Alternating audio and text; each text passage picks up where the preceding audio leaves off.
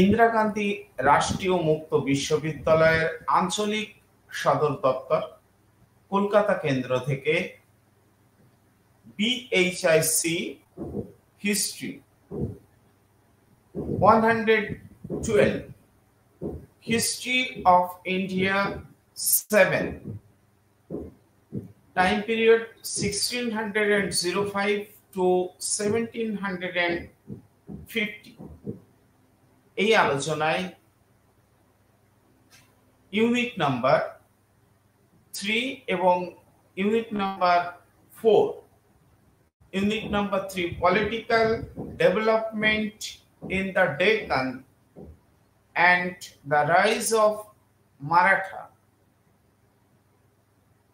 Also unit number 4 the Rajputs, conflicts and collaborations. এই আলোচনায় আমি অঞ্জন কুমার বসু আজকের লাইভ প্রোগ্রামে অংশগ্রহণকারী সমস্ত পাঠক সমাজকে ইন্দিরা গান্ধী রাষ্ট্রীয় মুক্ত বিশ্ববিদ্যালয়ের পক্ষ থেকে স্বাগত জানাই। আজকে আমি আমার আলোচনার শুরুতে এই দুই পাঠ এককের উদ্দেশ্যগত দিকের উপর আলোকপাত করব। এই প্রসঙ্গে আমি বলতে চাই, এই দুই পাঠ এককের মধ্য দিয়ে ইন্দিরা গান্ধী রাষ্ট্রীয় মুক্ত বিশ্ববিদ্যালয়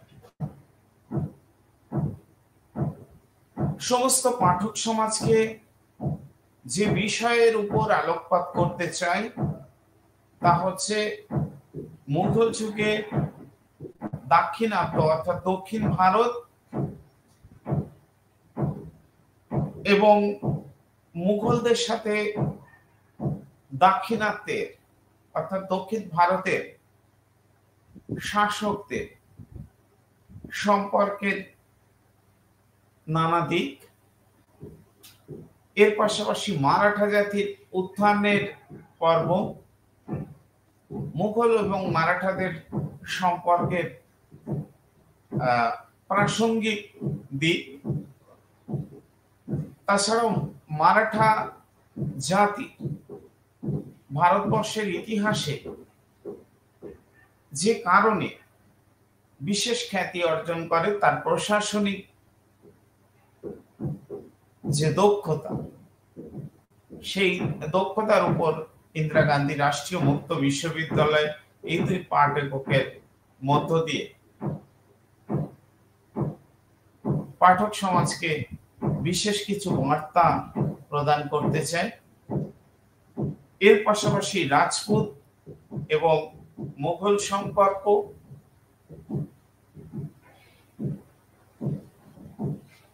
অর্থাৎ রাজপুতদের সাথে মুঘলদের কি জাতীয় সম্পর্ক ছিল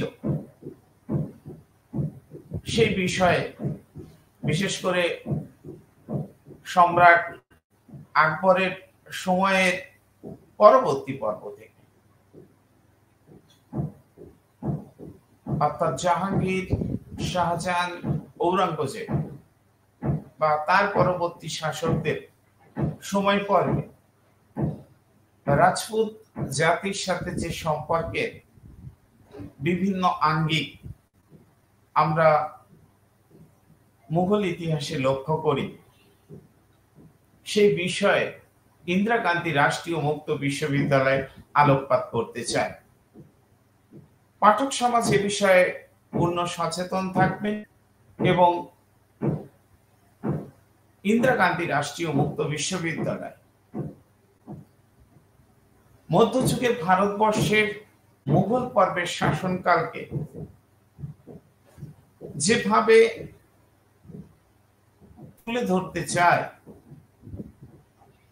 সেই ইতিহাস অনুধাবন করার চেষ্টা করবে। আমার আজকের আলোচনার একদম সূচনাতে আমি যে বিষয়ের উপর আলোকপাত করব তা হচ্ছে দাক্ষিণাত্য।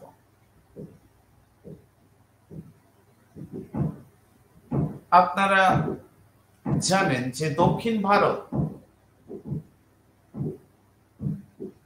বিভিন্ন সময় ভারতীয় শাসক বা সর্বভারতীয় সাম্রাজ্যের ক্ষেত্রে বিশেষ গুরুত্ব অর্জন করেছে। ভারতের ইতিহাসে বারবার দেখা গেছে উত্তরের কোন অংশে কোন রাজবংশ প্রভুত্ব পেলেই দক্ষিণে আধিপত্য লাভ করার চেষ্টায় সর্বক্ষণ ব্যস্ত থেকেছে। তা আপনারা মৌর্য যুগেই দেখুন, প্রাচীন ভারতের ক্ষেত্রে বা গুপ্ত যুগের দিকেই লক্ষ্য করুন। এমনকি খলজি, আলাউদ্দিন খলজি প্রথম দক্ষিণ ভারতে তার বিশ্বস্ত সেনাপতি মালিক কাফুরকে সঙ্গে নিয়ে অভিযানে বেরিয়েছিলেন এবং এই ক্ষেত্রে মালিক কাফুর যে দক্ষতা দেখিয়েছিলেন, তারপর থেকে দক্ষিণ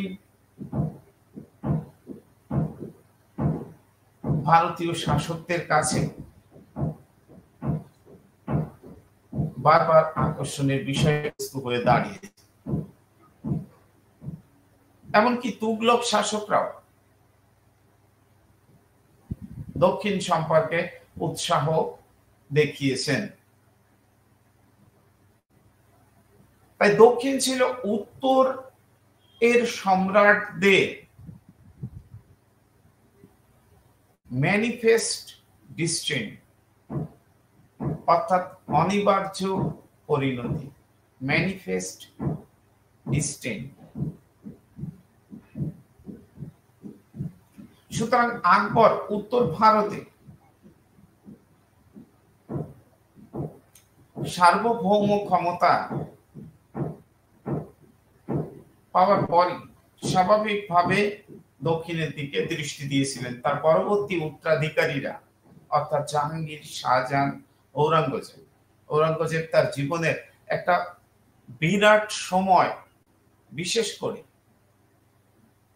তার জীবনের অন্তিম পর্বে দীর্ঘ 25 বছর দাক্ষিণাত্যে বিরাজ করেছেন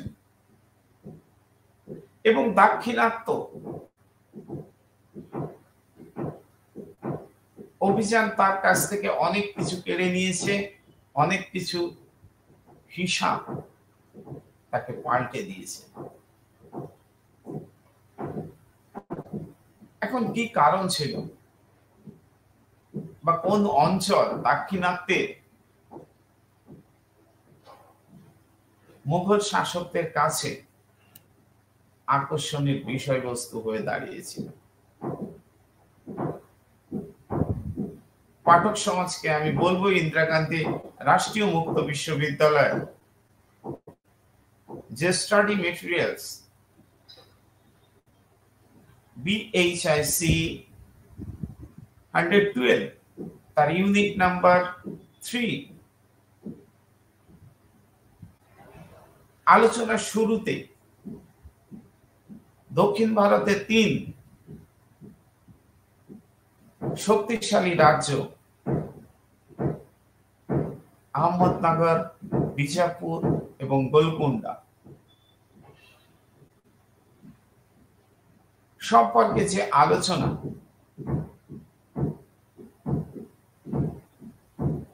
তা বোঝার চেষ্টা করবেন এবং বারংবার সে সম্পর্কে স্টাডি করে আপনারা দক্ষিণ ভারতের সম্পর্কে একটা স্বচ্ছ ধারণা অর্জন করতে সক্ষম হবেন। আসলে সম্রাট আকবর উপলব্ধি করেছিলেন মালব, গুজরাট, উড়িষ্যা প্রভৃতি অংশের সাথে দক্ষিণের সম্পর্ক অবিচ্ছেদ্য। তাই তিনি দক্ষিণ ভারত কে নিজের নিয়ন্ত্রণে আনার জন্য বারংবার চেষ্টা করে গেছে। দক্ষিণের রাজ্যগুলিকে জয় করে এক সর্বভারতীয় সাম্রাজ্য গঠনের স্বপ্নকে তিনি বাস্তবে পরিণত করতে চেয়েছিলেন এবং তিনি উপলব্ধি করেছিলেন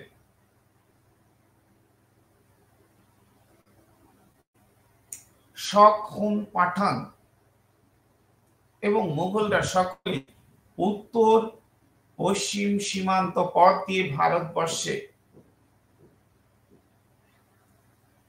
স্থলপথের মধ্য দিয়ে আধিপত্য বিস্তার করেছে। কিন্তু ইউরোপীয়রা সমুদ্র পথে দক্ষিণের রাস্তা ধরে ভারতে প্রবেশ করেছে এবং প্রায় নীরবে পর্তুগিজ শাসকরা, অবশ্যই পর্তুগিজ ইস্ট ইন্ডিয়া কোম্পানি ব্যবসায়ীরা, তাদের কর্তৃত্ব দক্ষিণের মাটিতে প্রতিষ্ঠা করার উদ্যোগ গ্রহণ করেছেন। তিনি পর্তুগিজদের নৌশক্তি দেখে অনেকটাই অবাক হয়েছিলেন এবং তারা আরব সমুদ্রে ভারতীয় বাণিজ্য জাহাজগুলো লুট করত এবং হজ তীর্থযাত্রীদের আক্রমণ করত। আসলে পর্তুগিজরা ছিল ধর্মান্ধ। তারা হিন্দু, মুসলিম সবাইকে ধর্মান্তরিত করে খ্রিস্টের অনুরাগী করতে চেয়েছিল। ফলে স্বাভাবিকভাবে দূরদর্শী ও বিচক্ষণ মহান মুঘল সম্রাট আকবর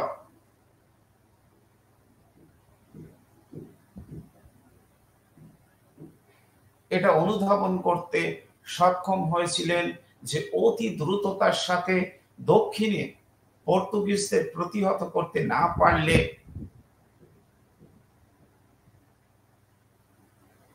দক্ষিণের প্রতি তার নিয়ন্ত্রণ অতি দ্রুততার সাথে সমাপ্ত হবে।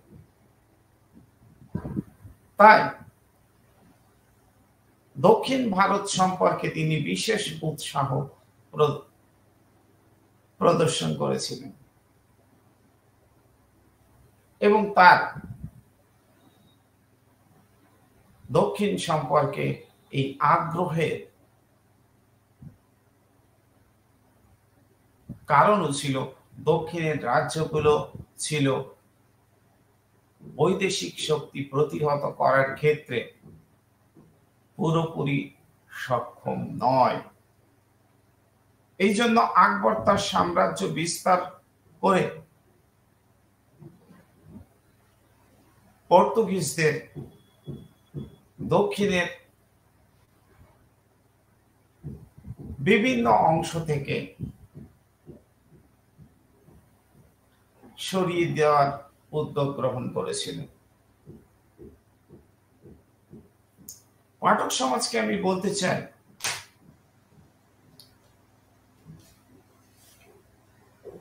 দক্ষিণে এই সময় বাহমনি রাজ্য থেকে, অর্থাৎ বাহমনি রাজ্য ভেঙে গিয়ে আহমদনগর, বিজাপুর, খানদেশ ও গোলকুন্ডা এই চারটি সুলতানি গড়ে ওঠে। এই সুলতানিগুলো 1565 সাল নাগাদ মিলিতভাবে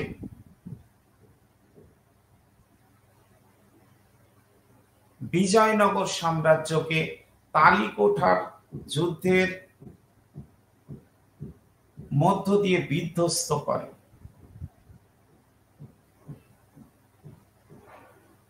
সেই সময় আকবর রাজপুতনা জয়ে ব্যস্ত থাকার কারণে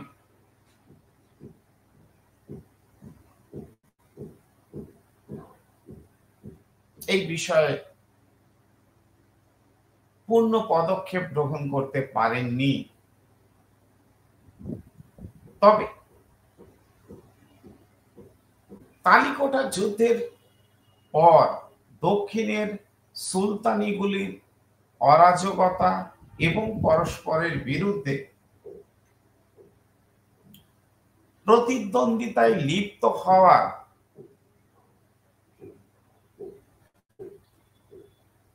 এবং তাদের নিজেদের শক্তিকে ক্ষয় করার প্রবণতা আকবরকে দক্ষিণ সম্পর্কে উৎসাহী করে তোলে। দক্ষিণের রাজ্যগুলিতে মাহাদিপন্থী এবং শিয়াপন্থী ধর্ম উন্মত্ততার ফলে বহু মানুষ এক অরাজক পরিস্থিতি এবং মৃত্যুর মধ্যে দিয়ে জীবনযাপন করেছিলেন।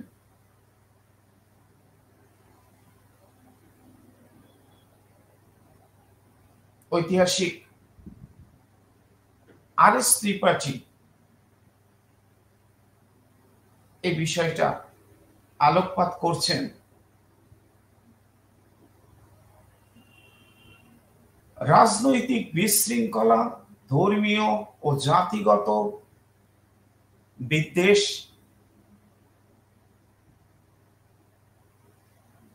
ইত্যাদি বিষয়গুলো আকবরের মতো একজন মহান সম্রাটের পক্ষে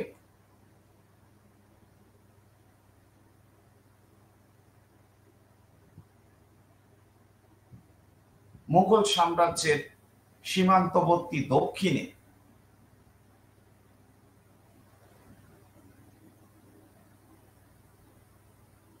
মেনে নেওয়া সম্ভব ছিল না, বা নীরবে সহ্য করা তার পক্ষে কঠিন হয়ে দাঁড়িয়েছিল। তাছাড়া মুঘল সাম্রাজ্যের বিরুদ্ধে দক্ষিণের রাজ্যগুলো পুরোপুরিভাবে আত্মরক্ষায় সক্ষমও ছিল না। তাই আকবর প্রথমে দূত মারফত দক্ষিণের রাজ্যগুলিতে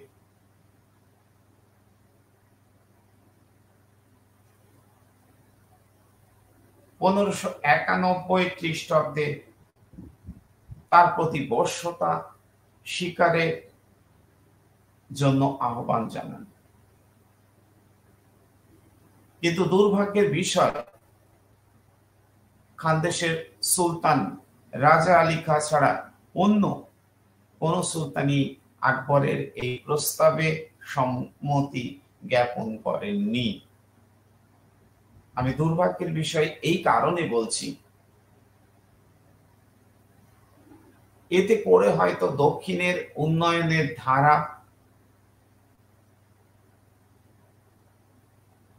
মুঘল সাম্রাজ্যের সাথে যুক্ত হতে পারত, বা মুঘল সাম্রাজ্যের উন্নয়নের ধারা দক্ষিণে বিকশিত হতে পারত। কিন্তু নিজেদের মধ্যে অন্তর্কলহ বা গৃহ বিবাদ এবং পরবর্তী পর্বে মুঘল শাসকদের সাথে দক্ষিণের রাজ্যগুলি প্রথমে আহমদনগর এর পতন এবং সেখানকার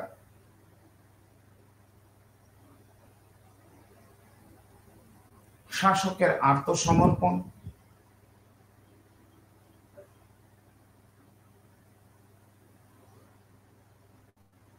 এক বিশেষ ধরন তৈরি করে।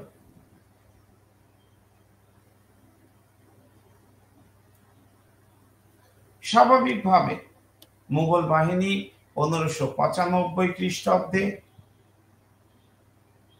আহমদনগর দুর্গ অবরোধ করে।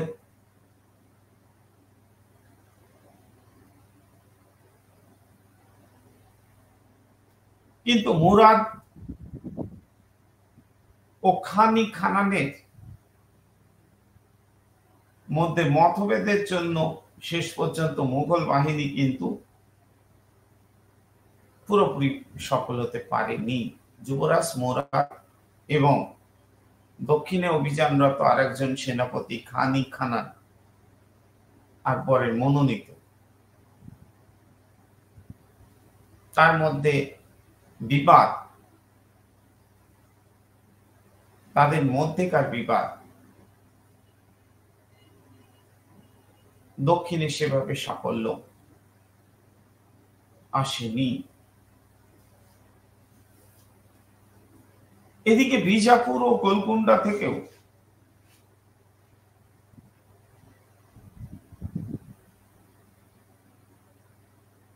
আহমদনগরের জন্য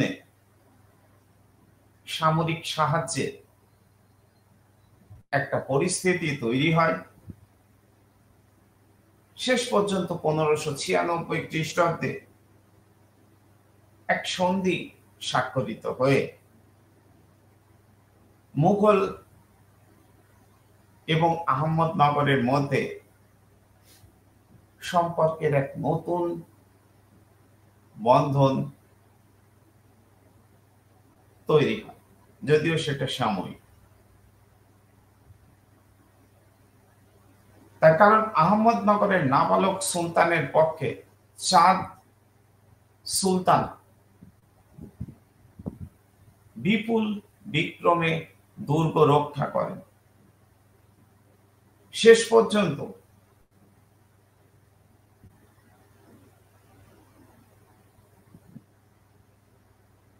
1596 সালে আমরা দেখতে পাচ্ছি যে চাঁদ সুলতানা সন্ধি করতে বাধ্য হচ্ছেন। চাঁদ বিবি ও বাহাদুর শাহ মুঘলদের প্রতি বর্ষতা জানান এবং বেরার প্রদেশ মুঘলদেরকে ছেড়ে দিতে রাজি হন। তবে আহমদনগরে এক শ্রেণীর অভিজাতরা তারা কিন্তু এই ব্যাপারটার বিরোধিতা করে এসেছিল।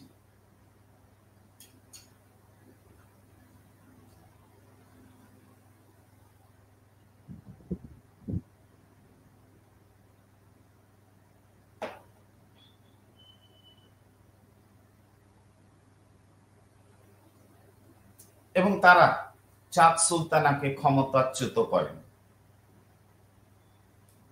এবং বেরার প্রদেশ পুনরায় তারা নিজেদের অধিকারে ফিরিয়ে আনার চেষ্টা করলেন। এই সময় যুবরাজ দানিয়েলের নেতৃত্বে এক বিরাট বাহিনী, মুঘল বাহিনী দৌলতাবাদ অধিকার করার পর 1600 খ্রিস্টাব্দে আহমদনগর অধিগ্রহণ করে। চাঁদ সুলতানা আত্মহত্যা করেন এই ঘটনা। ফলে আহমদনগরের সুলতান বাহাদুর নিজাম শাহকে গোয়ালিয়র দুর্গে বন্দী করা হয়। আহমদনগরের অভিজাতরা আরো কিছুদিন ধরে মুঘলদের বিরোধিতা করলেও শেষ পর্যন্ত মুঘলদের অধীনতা বা বর্ষতা মেনে নিতে বাধ্য। অর্থাৎ দক্ষিণের এই শিয়াপন্থী রাজ্য আহমদনগর তারা কিন্তু যথেষ্ট বীর বিক্রমের সঙ্গে মুঘলদের বিরুদ্ধে প্রতিরোধ আন্দোলন গড়ে তুলেছিল। আমি পাঠক সমাজকে এ বিষয়ে স্টাডি মেটেরিয়ালস ভালো করে দেখার অনুরোধ করব তাতে করে আপনাদের আরো টুকরো টুকরো ঘটনা প্রবাহ সম্পর্কে আরো স্বচ্ছ ধারণা তৈরি হয়। সময়ের স্বল্পতার কারণে আমাকে অনেক বিষয়ে একটু দ্রুততার সাথে এগিয়ে যেতে বাধ্য করছে। ফলে খানদেশের সুলতান রাজা আলী খাঁ 1591 খ্রিস্টাব্দে আকবরের আহ্বানে শান্তিপূর্ণভাবে আকবরের প্রতি অবশ্য বর্ষতা স্বীকার করেছে। 1600 সালে বা 1600 খ্রিস্টাব্দে আহমদনগরের যুদ্ধে তিনি মুঘল বাহিনীর হয়ে লড়াই করে প্রাণও দিয়েছিলেন। তবে তার পুত্র মিরন বাহাদুর সহ পিতার সিংহাসনে বসলে মুঘলদের প্রতি বর্ষতা তুলে নেন এবং মুঘলদের বিরুদ্ধে অস্ত্র হাতে তুলেন। আকবর নিজেই খানদেশের বিরুদ্ধে অভিযান পরিচালনা করেন এবং বুরহানপুর অধিকার করেন এবং 1601 সালে আশিরগড় দুর্গ খানদেশের তা অবরোধ করেন। আকবরের রাজ্য জয় নীতির শেষতম ঘটনাই ছিল এই আশিরগড় দুর্গ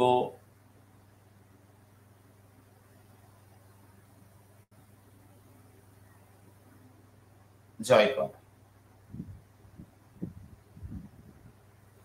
তবে দক্ষিণে দুই সুলতানি রাজ্য, অন্য দুই সুলতানি রাজ্য বিজাপুর ও গোলকোন্ডা আকবর কিন্তু জয় করার চেষ্টা করেননি। দক্ষিণে তিনি কোনো ধর্মীয় উন্মাত্ততা নিয়ে শিয়া রাজ্যগুলোকে আক্রমণও করেননি। তার দক্ষিণ বিজয় ছিল পুরোপুরিভাবে রাজনৈতিক ও সামরিক প্রয়োজনে স্বার্থে পরিচালিত একটা নীতি। আমি পাঠক সমাজকে বলতে চাই, একজন বিচক্ষণ শাসক হিসেবে আকবর দক্ষিণের রাজ্যগুলি নিয়ে, বিশেষ করে আহমদনগর, বেরার ও খানদেশ, এই তিনটি সুবা গঠনও করেছিলেন।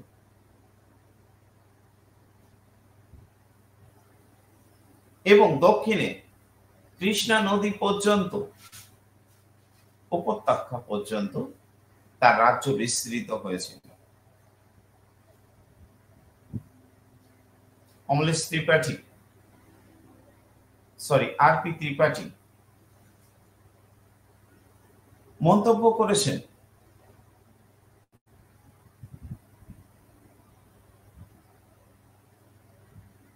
আকবরের দাক্ষিণাত্য নীতি কেবলমাত্র তার ব্যক্তিগত উচ্চাকাঙ্ক্ষা ও সাম্রাজ্যবাদী নীতির ফল ছিল না।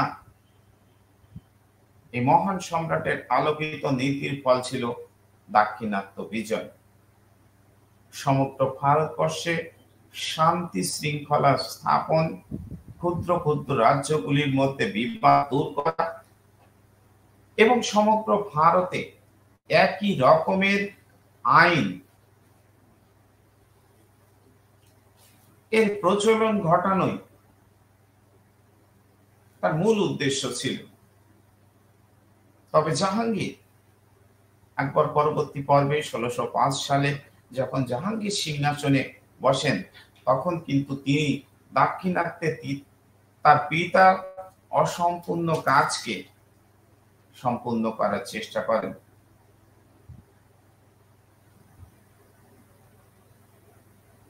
আমি ইতিমধ্যেই বলেছি যে খানদেশ ও আহমদনগরের একাংশ মুঘল সাম্রাজ্যভুক্ত হয়েছিল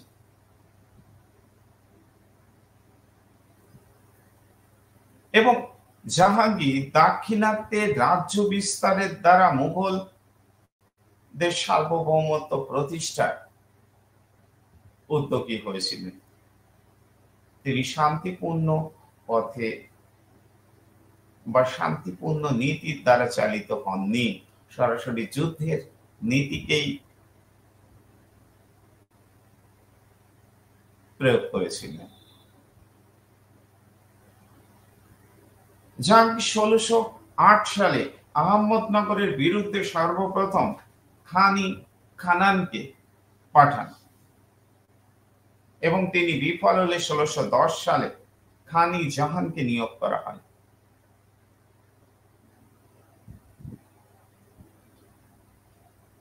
এবং ১৬১১ সালে তিনি খান-ই জাহান, মানসিংহ এবং আব্দুল্লাহ খাঁ এই তিনজনকে একত্রিতভাবে ৩ দিক থেকে আক্রমণ করার নির্দেশ দেন। কিন্তু আব্দুল্লাহ খাঁর হঠকারিতা শেষ পর্যন্ত জাহাঙ্গীরকে এই পর্বে সাফল্য এনে দিতে পারেনি।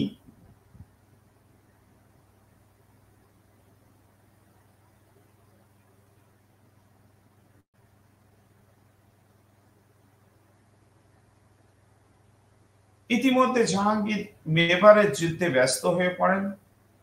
এই সুযোগে মালিক অম্বর মুঘলদের অধিকৃত স্থান আক্রমণ করে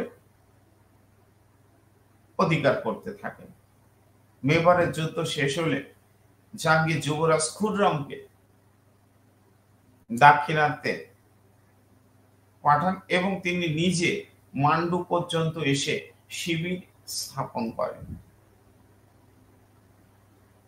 এবং যুবরাজ খুররম ব্যাপক আক্রমণের দ্বারা আহমদনগরকে কোণঠাসা করে দেন। যুবরাজ খুররম খান-ই খানান প্রভৃতি বিজ্ঞ সেনাপতিদের পরামর্শ দ্বারা চালিত হয়ে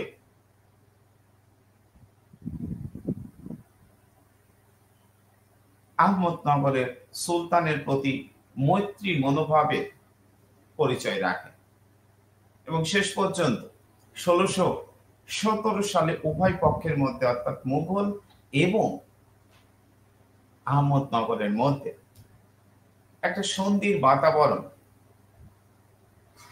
তৈরি হয়। আমি পাঠক সমাজকে এই সন্ধির বিষয়টা ভালোভাবে অনুধাবন করতে বলবো। তার কারণ এই সন্ধির দ্বারা বালাঘাট অঞ্চল ও আহমদনগর দুর্গ মুঘলকে ফিরিয়ে দেওয়া হয়। বিজাপুর সুলতান আহমদনগরের পক্ষ নেওয়ার জন্য তাকে কয়েক লক্ষ টাকা জরিমানাও নির্ধারিত করা হয়েছিল।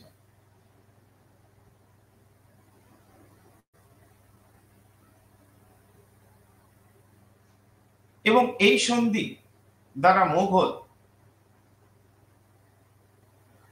১৬০৫-এর যে সীমানা তা ফিরে পায়, নতুন কোন স্থান পায়নি এবং খুররমের প্রভাব প্রতিপত্তি বাড়তে থাকে এবং জাহাঙ্গীর তাকে শাহজাহান উপাধিতে ভূষিত করেন এবং তার সিংহাসনের ডান দিকে বসার স্থান নির্দেশ করেন। অতএব জাহাঙ্গীরের কাছে দক্ষিণী অভিযান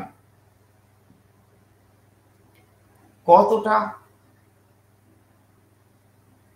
গুরুত্ব বহন করত, যে কারণে যুবরাজ খুররমকে তিনি তার ডান দিকে বসার স্থান নির্দেশও করে দেন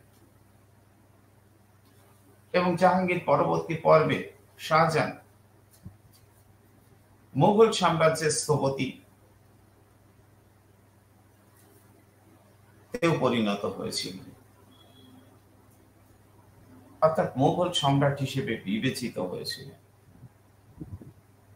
যে কয়েকজন শাসকের হাত ধরে মুঘল সাম্রাজ্য এক বিশেষ পরিচিতি অর্জন করেছিল তার মধ্যে শাহজাহান একজন। তবে ১৬০৫-এর খুররমের সন্ধি স্থায়ী হয়নি।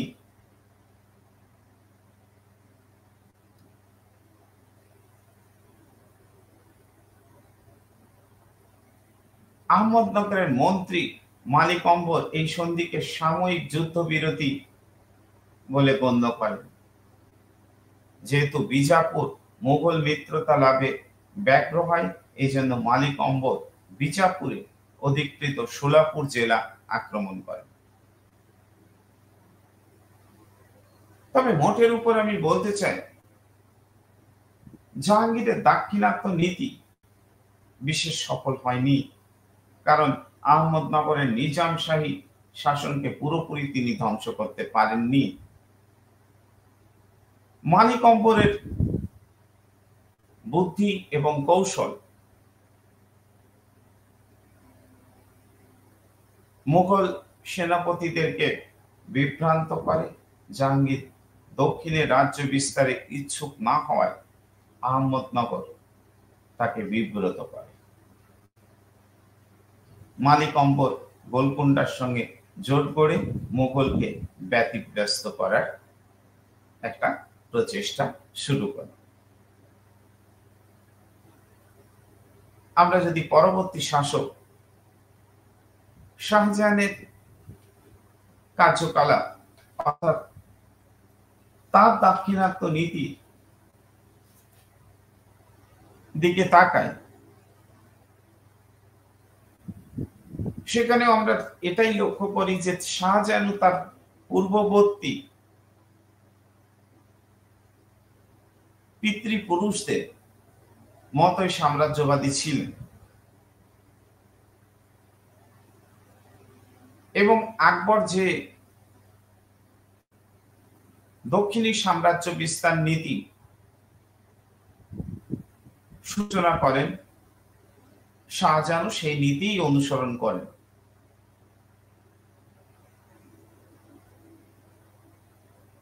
শাহজাহান তার পিতার অসমাপ্ত কাজকে সমাপ্ত করার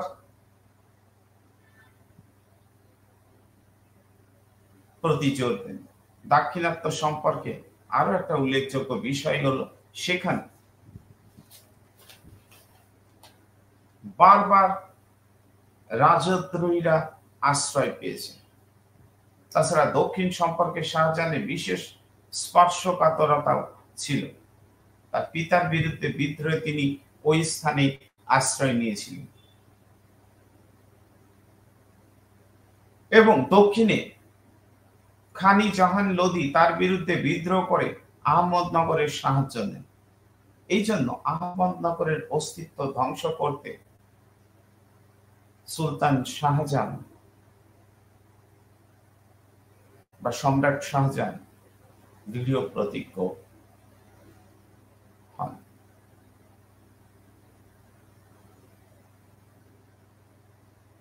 শাহজাহান দক্ষিণের শিয়া ধর্মাবলম্বী রাজ্যগুলোকে পছন্দ করতেন না। শাহজাহান সুন্নি মতের কাছে এই শিয়া রাজ্যগুলো বিধর্মীর সমতুল্য বলেই গণ্য হয়েছিল।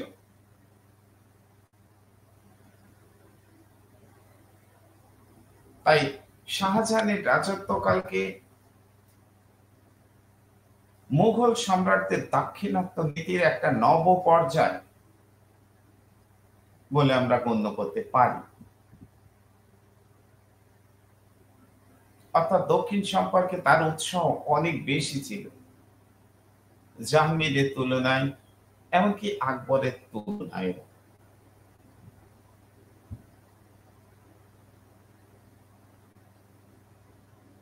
এমনকি তিনি বিজাপুর ও গোলকুন্ডার দিকেও দৃষ্টি নিক্ষেপ করেন। শুধু আহমদনগরে থেমে থাকেননি,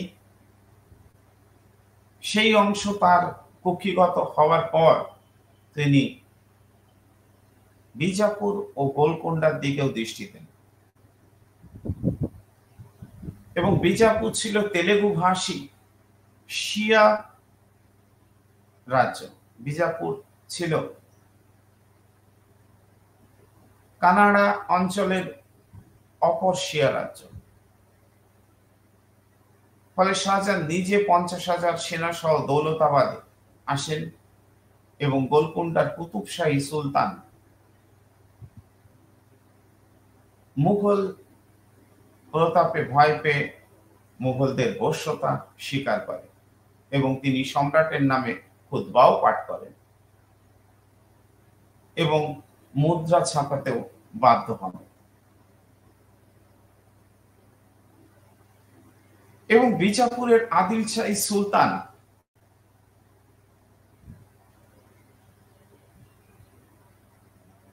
তার বশ্যতা স্বীকারে রাজি না হলে তিনি মুঘল সেনাপতিদের বিজাপুর আক্রমণের পরামর্শ দেন।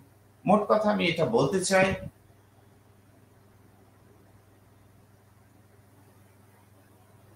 শাহজাহান যে বাতাবরণ দাক্ষিণাত্য নীতির ক্ষেত্রে আনেন এবং সেখানে ঔরঙ্গজেব দাক্ষিণাত্যের সুবাদার হিসেবে 1636 থেকে 1644 যথেষ্ট দক্ষতার পরিচয় রেখেছিলেন এবং তিনি বিজাপুর ও গোলকুন্ডা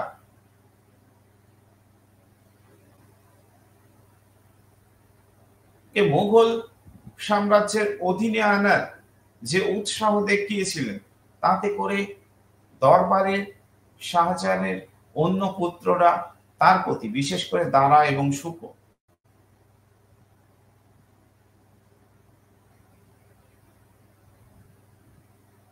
ঔরঙ্গজেবের প্রতি হিংসা পরায়ণ হয়ে সম্রাট শাহজাহানকে কুমন্ত্রণাও দিয়েছিলেন।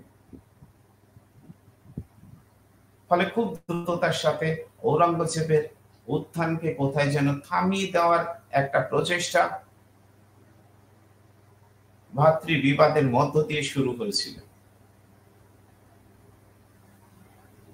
ফলে শাহজাহান ঔরঙ্গজেবকে দিল্লিতে ডেকে পাঠান এবং তারপরে তাকে দাক্ষিণাত্যের সুবাদার পদ থেকে সরিয়ে দেওয়া হয়। এটা নিয়ে ঐতিহাসিকদের মধ্যে যথেষ্ট বিতর্ক আছে, কারণ অনুসন্ধান বিভিন্ন ধরনের মতাদর্শকে সামনে এনেছে।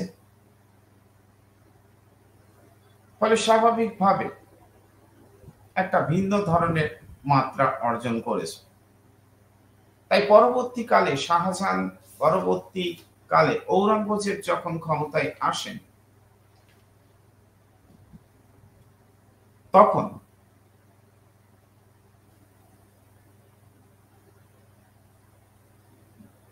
তার প্রথম পর্বে তিনি উত্তর ভারত এর রাজনীতি নিয়ে ব্যস্ত থাকলেও জীবনের অন্তিম পর্ব অর্থাৎ 1681 থেকে 1707 এই দীর্ঘ 25 বছর সময় তিনি দাক্ষিণাত্যে জীবন কাটান। ইতিহাসবিদরা অনেকেই বলেন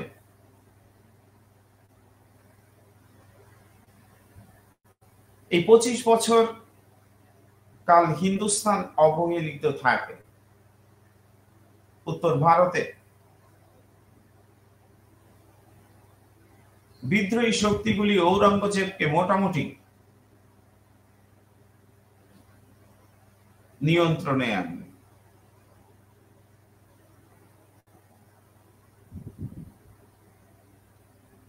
ফলে দীর্ঘ দাক্ষিণাত্য অভিযান, যা ঔরঙ্গজেবের জীবনের একেবারে নিষ্ফল অভিযান বলে অনেকেই মনে করেন। কেউ কেউ বলেন ঔরঙ্গজেবের সুন্নি মতাদর্শ শিয়াপন্থী দাক্ষিণাত্যের রাজ্যগুলো অধিগ্রহণ করতে চালিত করে। আবার ভিন্ন মত সাম্প্রতিক ইতিহাস চর্চায় উঠে এসেছে। যেখানে দেখানো হচ্ছে যে ধর্মীয় কারণ নয়, বরং রাজনৈতিক বাধ্যবাধকতা, তার পূর্বপুরুষদের দাক্ষিণাত্য সম্পর্কে আগ্রহ তাকে এই অংশ জয়ে উদ্বুদ্ধ করে। যাই হোক, ঔরঙ্গজেব তার জীবনের শেষ 25 বছর দাক্ষিণাত্যের বিজাপুর এবং গোলকুন্ডা এই দুই রাজ্য আক্রমণের কাজে ব্যস্ত থাকার কারণে ভারতবর্ষের শাসন ব্যবস্থায় বিশৃঙ্খলা তৈরি হয় এবং উত্তর ভারতে অনেক বিদ্রোহ প্রবণতা তৈরি হয়। ওখানেই তিনি অসুস্থ হয়ে পড়েন এবং তার জীবনের শেষ প্রহর দাক্ষিণাত্যেই কাটে।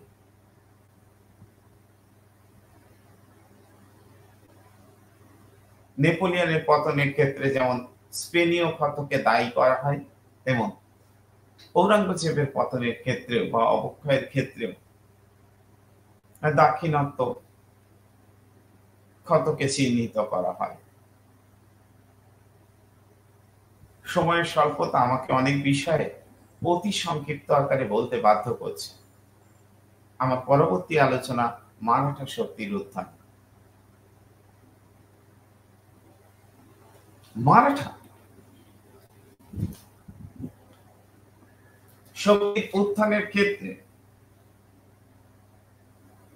আমি বলতে চাই বোম্বাই, কোঙ্কণ, খানদেশ এবং বেরা এই অঞ্চলটাকে নিয়ে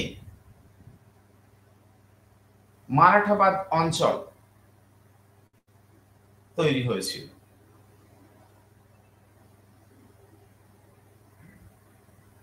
মারাঠাদের বৃহত্তর অংশের নাম ছিল মহারাষ্ট্র। মহারাষ্ট্রের অধিবাসীদের বলা হতো মহারাষ্ট্রী বা মারাঠি, এখনো তাই বলা হয়। সপ্তদশ শতকের মারাঠা আন্দোলন তথা রাজনৈতিক শক্তি হিসেবে মারাঠাদের উত্থান কেবলমাত্র দক্ষিণ ভারতের ইতিহাসেই নয়, সমগ্র ভারতের ইতিহাসে একটা বিশেষ উল্লেখযোগ্য ঘটনা। এবং এই মারাঠা আন্দোলন থেকে জন্ম নিয়েছিল এক ঐক্যবদ্ধ মারাঠা জাতি। এই ঐক্যবদ্ধ মারাঠাদের স্বাধীনতা এবং আত্মনির্ভরশীলতার প্রতীক হিসেবে উঠে এসেছিলেন শিবাজি, এবং তিনি একটা নিজস্ব রাজ্যের বা স্বরাজের ধারণা তৈরি করেছিলেন। এখন যেটা বিষয়, 1627 খ্রিস্টাব্দে শিবাজি জন্মের আগেই কিন্তু মহারাষ্ট্রের ভাষা, সাহিত্য, ধর্ম, সংস্কৃতিকে কেন্দ্র করে মারাঠা জাতীয়তাবাদের আবির্ভাব হয়েছিল। তাই অনেকে বলেন যে মারাঠা জাতীয়তাবাদ কোনো একজন ব্যক্তি বা একটা দুটি ঘটনার প্রভাবে ঘটেনি। মারাঠা জাতীয়তাবাদের উদ্ভব এর ক্ষেত্রে বিবিধ প্রভাব কাজ করেছিল। বিশেষ করে তাদের প্রাকৃতিক যে অঞ্চল,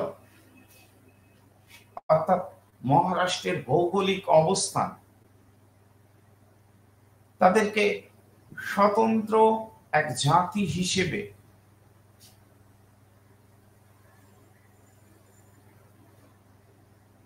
প্রতিষ্ঠিত করেছিল।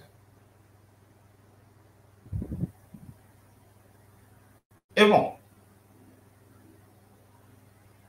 প্রাকৃতিক এই পরিবেশই তাদেরকে সহনশীল, শক্তিশালী এবং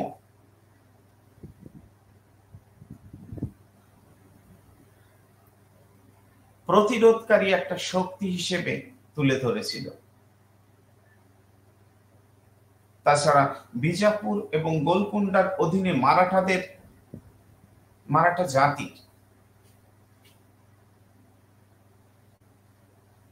প্রশাসনিক পদে কাজ করা, তাদের মধ্যে বিশেষ সামরিক এবং রাজনৈতিক দক্ষতা প্রদান করেছিল।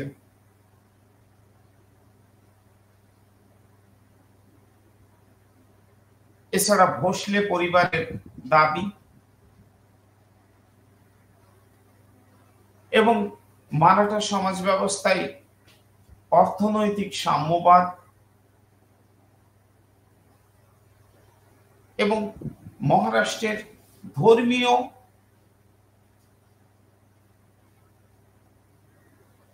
নেতাদের, বিশেষ করে তোকারাম, রামদাস, বামন পণ্ডিত, একনাথ এর মতো ভক্তিবাদী সাধকদের চিন্তা চেতনা এবং মারাঠি সাহিত্য, তোকারামের আভঙ্গ, রামদাসের দশবোধ, আনন্দ বনভুবন, শ্রীধর কবির পোথি এবং মারাঠি মুখের ভাষায় রচিত মারাঠি সাহিত্যগুলো বা বীর গাথাগুলো, ব্যালাড, যা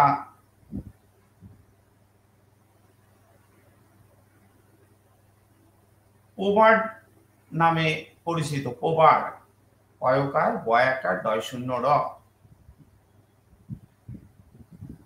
কোন কোন বইতে আপনারা পোবাডাও নামে পাবেন।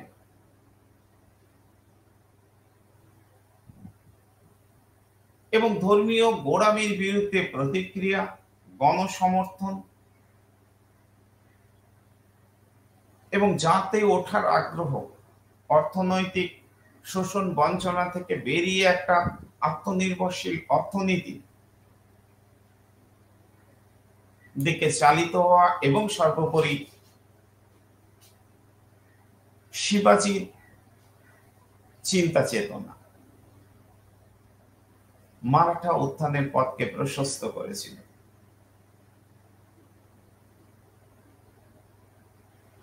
এবং একটা সময় মুঘলরাও বিজাপুরের বিরুদ্ধে লড়তে গিয়ে শিবাজিকে তার পক্ষে আনার চেষ্টা করেছিলেন ঔরঙ্গজেবের রাজত্বকালে। তবে শিবাজি এক বিশেষ ধরনের প্রশাসনিক ব্যবস্থা চালু করেছিলেন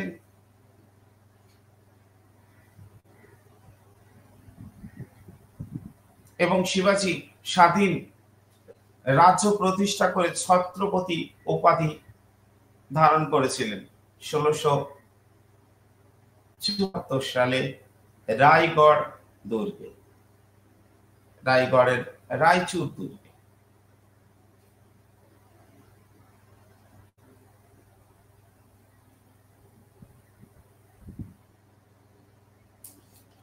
শিবাজি যে মারাঠা শাসন ব্যবস্থা উপহার দিয়েছিলেন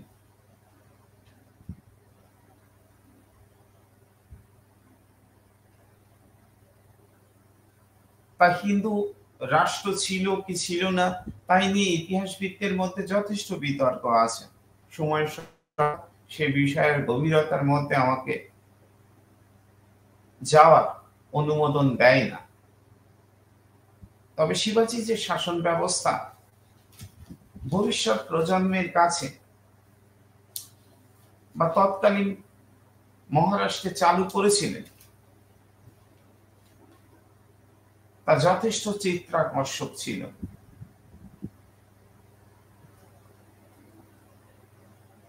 এবং শিবাজি শাসন ব্যবস্থার মৌলিক দিক হল অষ্টপ্রধান, অর্থাৎ ক্ষমতার বিকেন্দ্রীকরণ। 8 জন মন্ত্রীর অধীনে ক্ষমতার বিকেন্দ্রীকরণ ঘটানোর উদ্যোগ তিনি গ্রহণ করেছিলেন। 8 জন মন্ত্রী নিয়োগ করে তার কাজে ভার কমানোর চেষ্টা করেছিল, যাতে করে একটা সুস্থ প্রশাসন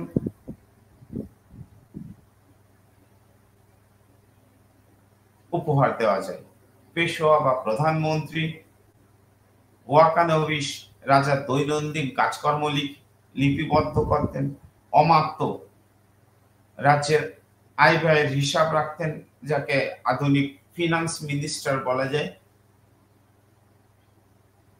সচিব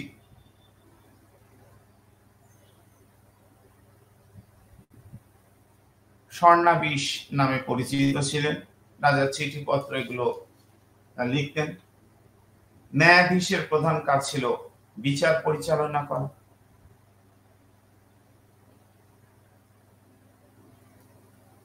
এবং সর-ই-নওবত ছিলেন তার সেনাধ্যক্ষ। এবং তিনি চৌথ স্বদেশমুখী, যা প্রতিবেশী রাজ্যের কাছ থেকে আদায় করতেন। এটাকে অনেকে, বিশেষ করে ইউরোপীয় ইতিহাসবিদরা, এটাকে ঘৃণ্যতার দৃষ্টিতে দেখেছেন, কিন্তু তিনি সর্বভারতীয় প্রেক্ষাপটে দাঁড়িয়ে মারাঠা শক্তিকে একটা শক্তিশালী রাজ্য হিসেবে বা শক্তি হিসেবে মুঘলদের বিরুদ্ধে তুলে ধরার জন্য এই নীতি গ্রহণ করেছিলেন কিনা সেটাও কিন্তু আমাদের ভেবে দেখতে হবে। আমার আজকের আলোচনার একেবারে অন্তিম পর্যায়ে এসে আমি রাজপুত ও মুঘল সম্পর্কের খুবই সংক্ষিপ্ত আকারে বলার চেষ্টা করব। আকবর রাজপুতদের ক্ষেত্রে বিশেষ করে চিতোর সম্পর্কে কড়া পদক্ষেপ নিয়েছিলেন, এবং তাকে কতটা চিতোরের বিরুদ্ধে প্রতিরোধ গড়ে সাফল্য পেতে হয়েছিল তা তিনি অনুধাবন করেছিলেন। পরবর্তীকালে তিনি রাজপুত জাতি সম্পর্কে একটা ভিন্নতর দৃষ্টিভঙ্গি গ্রহণ করেন। তার মনে হয়েছিল হিন্দু রাজপুতরা ভারতীয় হিন্দুদের মধ্যে সবচেয়ে শক্তিশালী বীর যোদ্ধা এবং রাজনৈতিক সচেতন একটা জাতি। তাই তিনি রাজপুতদের সাথে বন্ধুত্বের সম্পর্ক গড়ে সাম্রাজ্যে তার বিরোধী শক্তিকে, বিশেষ করে তুর্কি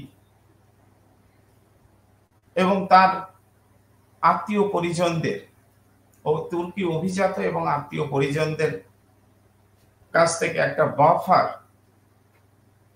বা প্রতিরোধ ব্যূহ রাজপুতদের মধ্য দিয়ে পেতে চেয়েছিলেন। জাহাঙ্গীর এবং শাহজাহানও সেই নীতি অনুসরণ করেছিলেন। এমনকি রাজপুতদের খুশি করার জন্য আকবর জিজিয়া কর অমুসলিমদের উপর, অর্থাৎ হিন্দুদের উপর যে জিজিয়া কর আরোপ করা হতো সেটাও প্রত্যাহার করে নিয়েছিলেন। এমনকি ঔরঙ্গজেবের মতো গোড়া রক্ষণশীল শাসক, যার বিরুদ্ধে ধর্মান্ধতার এক বার্তা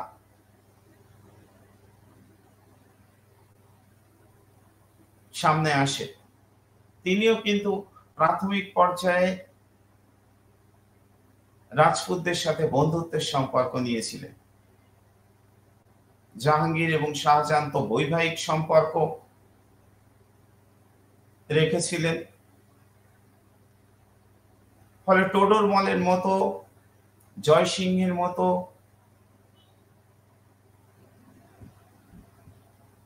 বিশিষ্ট রাজপুত নেতাদেরকেও আমরা পাই। তবে ঔরঙ্গজেব তার জীবনের শেষ দিকে এসে রাজপুত নীতিতে কিছু পরিবর্তন আনেন। জাহাঙ্গীর এবং শাহজাহান আকবরের অনুসৃত রাজপুত নীতিকে সামনে রেখে সাম্রাজ্য চালনা করলেও ঔরঙ্গজেব তার নীতি পরিবর্তন করেন। তিনি পুনরায় জিজিয়া কর প্রবর্তন করেন এবং রাজপুতদের সাথে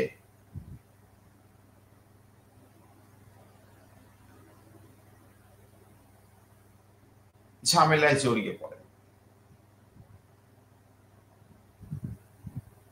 তবে মুঘল শাসকরা এটা অনুধাবন করেছিলেন যে রাজপুতদের সাথে তাদের সম্পর্ক ভালো রাখা মুঘল রাষ্ট্র শাসনের পক্ষে অবশ্যই প্রয়োজন।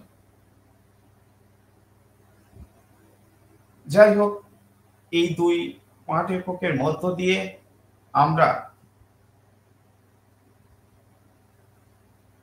মুঘল শাসকদের দাক্ষিণাত্য নীতি এবং রাজপুত নীতি সম্পর্কে একটা ধারণা অর্জন করব। পাঠক সমাজকে আমি বলবো, আপনারা স্টাডি মেটেরিয়ালসকে খুব ভালোভাবে দেখার চেষ্টা করুন।